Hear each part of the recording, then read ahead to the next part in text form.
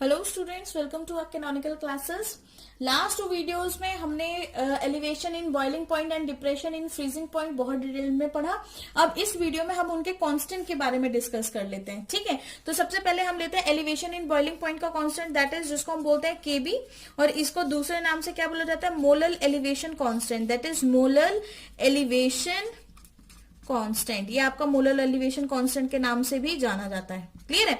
तो देखिए, molar elevation constant हमने किस फॉर्मूले से फाइंड आउट किया था, delta TB is equal to KB into M, यही था। अब सपोज करिए कि मैंने m को यहाँ पे 1 पुट कर दिया, मतलब m को 1 पुट कर दिया, यूनिट मोलैलिटी कितनी होगी 1, तो इसका मतलब वो यूनिटी कर दी हमने। ठीक है, तो अगर मोलैलिटी 1 है, वैल्यू यहाँ पे पुट करेंगे तो ये क्या होगा, delta TB is equal to किसके इक्वल होगा, केबी के इक्वल हुआ कि नहीं, बिल्कुल हो गया। ठीक है, तो यहां से केबी की हम डेफिनेशन फाइंड आउट कर सकते हैं।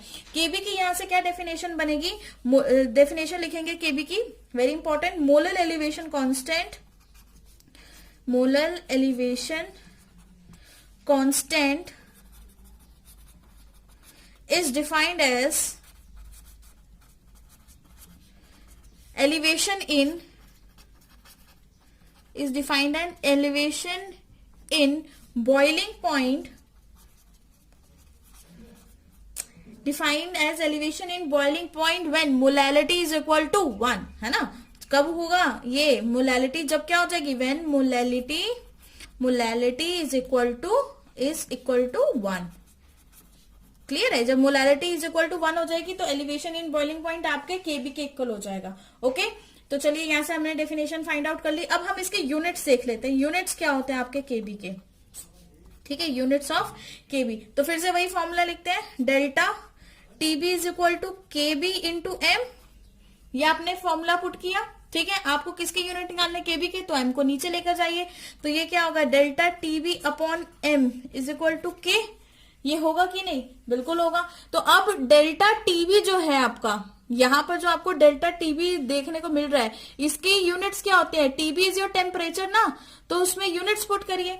ठीक है, ये इसको ऐसे लिखते हैं, kelvin temperature degree Celsius divided by molality. Molality क्या होता है, number of moles of solute पर केजी ऑफ सॉल्वेंट, तो number of moles of solute की जो यूनिट होगी वो मोल होगी, divided by KG of solvent.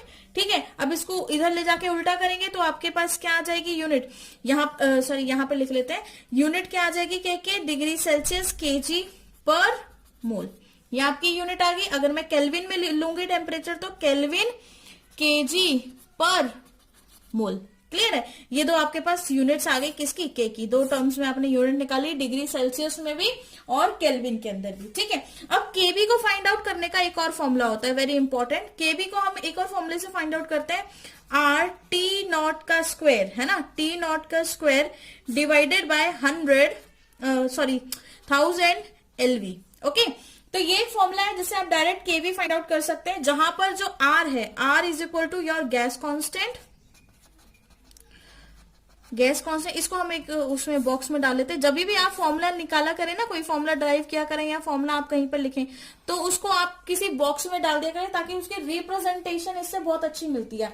आपके बोर्ड्स के अंदर मार्क्स भी तभी अच्छे आएंगे जब आप आंसर्स को, फॉर्मूलाज को इस तरह के किसी बॉक्स में, स्क्वायर रेक्टेंगल में डाल देंगे। ठीक है, जैसे कि मैंने यहाँ पे यूनिट डाली है, यहाँ पे इसको बॉक्स में डाला है। ओके, तो देखिए, आर जो रिप्रेजेंट कर रहा है आपका गैस कांस्टेंट, टी नॉट जो रिप्रेजेंट करेगा वो boiling point of pure solvent, क्योंकि नॉट लगा है ना यहाँ पे, ये नॉट लगा है, तो ये क्या रिप्रेजेंट करता है, boiling point of pure solvent, boiling point of pure solvent, बिल्कुल प्योर सॉल्वेंट का बॉइलिंग पॉइंट रिप्रेजेंट कर रहा है। वहीं पर एलवी, जिसको लेकर आप सब लोग कंफ्यूज होंगे कि मैम ने ये एलवी क्या लिखा है, कुछ नहीं है, ये सिर्फ लेटेंट हीट ऑफ वेपराइजेशन है। क्या है, लेटेंट हीट ऑफ वेपराइजेशन। ठीक है, इसको आप क्या बोलेंगे, लेटेंट हीट ऑफ वेपराइजेशन, जहां पे एल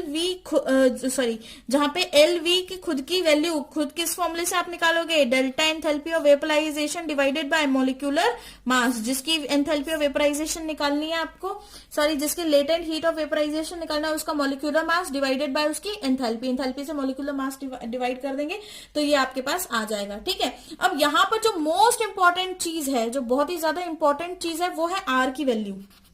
जो आपका गैस कांस्टेंट है ना, ये इसकी वैल्यू बहुत इंपॉर्टेंट है। तो इसकी वैल्यू आप अगर जूल्स में लिखोगे, ठीक है, तो वो क्या आएगी, R is equal to, R की वैल्यू अगर जूल में लिखना चाहोगे तो आएगी 8.314 जूल पर केल्विन, पर केल्विन, जूल पर केल्विन पर मोल इनवर्स, ठीक है, ये आएगी। उसी तरह से अगर मैं आर की वैल्यू कैलोरी, ये किस में है, जूल्स में, ठीक है, जूल्स के अंदर लिखिए। अगर मैं आर की वैल्यू कैलोरी में लिखूं, कैलोरीज में आर की वैल्यू क्या होती है, ओनली 2, ठीक है, तो ये आपने याद रखना है।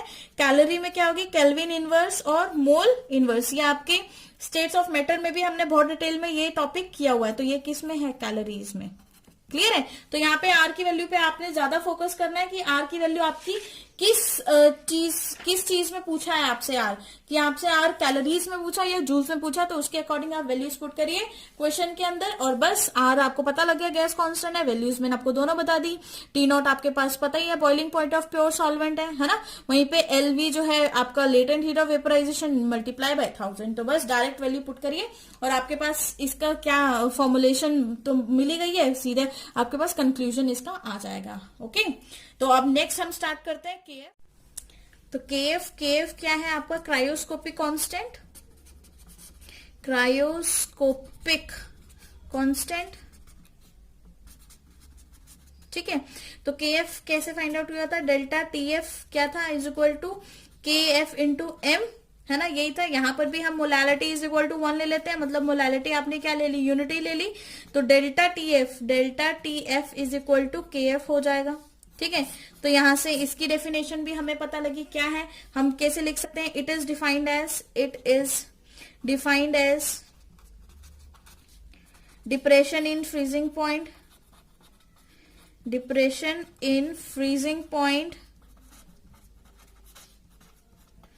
point when molality of solution is what, क्या है, क्या लिया, molality 1, molality of solution is 1, ठीक है, या molality of solution is equal to 1। तो यहां पर आपके पास डिप्रेशन इन फ्रीजिंग पॉइंट को कब उसके इक्वल होगा क्रायोस्कोपिक कांस्टेंट के, जब आपकी मोलैलिटी 1 हो जाएगी। तो चलिए अब इसकी यूनिट फाइंड आउट करते हैं। यूनिट देखिए कैसे निकालेंगे, फिर से वही फॉर्मूला देखते हैं, delta TF is equal to KF M, KF के निकालने तो एम नीचे ले जाए, ठीक है। तो ये है KF is equal to delta TF upon M, M आ गया, मोलैलिटी आ गई, ठीक है। तो बस फिर टीएफ की वैल्यू किस में गिवन है आपको, सेल्सियस में, एम क्या है, वही मोल पर केजी, ठीक है। इसको इनवर्स करेंगे तो आपके पास केएफ की वैल्यू क्या आ जाएगी, केएफ की वैल्यू भी सेम केबी की तरह ही आएगी, डिग्री सेल्सियस केजी पर मोल। और अगर टेम्परेचर केल्विन के अंदर है तो केल्विन केजी, केल्विन टेम्परेचर अगर केल्विन के अंदर है तो हम इसको क्या लिखेंगे, केल्विन केजी पर मोल। ये आपके पास इन दोनों की यूनिट्स आ गई, इन दोनों की क्या एक ही यूनिट्स है, बट दो अलग अलग टर्म्स के अंदर आपके पास यूनिट आ गई, ठीक है। अब केएफ को फाइंड आउट करने की और क्या हम यूज कर सकते हैं, केएफ के लिए एक और फॉर्मूला बताया था, जैसे केबी के लिए एक और फॉर्मूला था, वैसे केएफ के लिए भी सेम फॉर्मूला है, आर टी नॉट का स्क्वायर डिवाइडेड बाय 1000। वहां पे लेटेंट हीट ऑफ वेपराइजेशन थी, ठीक है, बट यहाँ पे लेटेंट हीट ऑफ फ्यूजन होगी, क्लियर है, क्योंकि हम फ्रीजिंग पॉइंट की बात कर रहे हैं यहाँ पर। तो यहाँ पे क्या है, latent heat of fusion, clear है आपको, ठीक है। तो ये फॉर्मूला बहुत इंपॉर्टेंट है, जहां पे आर, फिर से मैं आपको वही बताती हूँ कि आर क्या है आपका गैस कांस्टेंट, टी नॉट क्या है आपका सिंपल टेम्परेचर जो होगा आपका प्योर सॉल्वेंट का, ठीक है, freezing temperature of pure solvent. तो और एल एफ क्या है यहाँ पे, लेटेंट हीट, एल एफ क्या रिप्रेजेंट करेगा, latent heat of fusion, latent heat किसकी, फ्यूजन की, लेटेंट हीट ऑफ फ्यूजन, आपकी लेटेंट हीट ऑफ फ्यूजन को रिप्रेजेंट करेगा ये, ठीक है। तो एल एफ का फॉर्मूला क्या होता है आपका, डेल्टा एफ, मतलब enthalpy of fusion divided by molecular mass, जिसका भी आपको फाइंड आउट करना है उसका, ओके।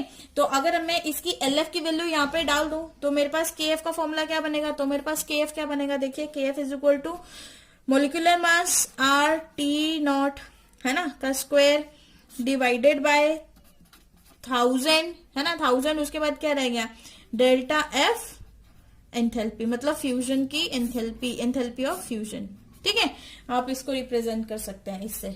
क्लियर है, आपके पास ये फॉर्मूला बन गया।